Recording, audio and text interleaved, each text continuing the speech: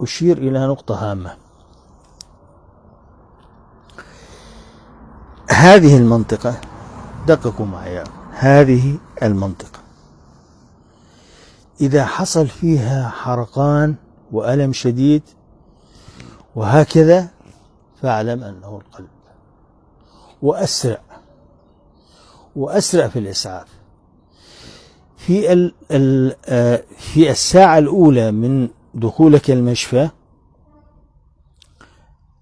هناك حقنة تميع هذه الجلطة، لأنه هذه بداية الجلطة. إذا عدت الساعات الأولى وما عملت هذه الحقنة، خلاص الجزء اللي تخثر في الدم مات، وراح منك الألم وراح منك الكذا، وبدأت يعني جزء مات، يعني حرام جزء مات.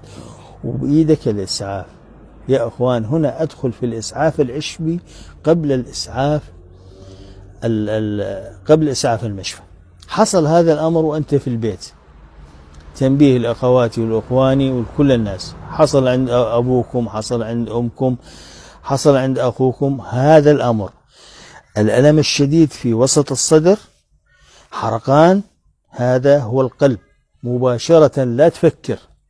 لا تفكر مباشرة، جيب له سنين ثوم وقطع له ياهن، لا تنطيهن، يشد قطع له ياهن وخليه ياكلهن ويبلعهن سنين ثوم مباشرة، وملعقة زيت زيتون وليمونة، نص ليمونة أو ليمونة يقطعها بقشرها وياكلها. أتحدى 60 إبرة اللي يقدمونها بالمشفى إذا تعمل هذا العمل خلال أقل من 5 دقات، تروح الجلطة وتذوب الجلطة وتنتهي ويسعف نهائيا. أنا لا أقول له لا تذهب للمشفى، لكن أقول له روح وتأكد، سيقول لك الطبيب الحمد لله على سلامتك، خثرة وعدت، والجزء اللي انصاب ما تأثر، وهاي حمية وهاي أدوية لازم تمشي عليها، وهكذا تسير الأمور.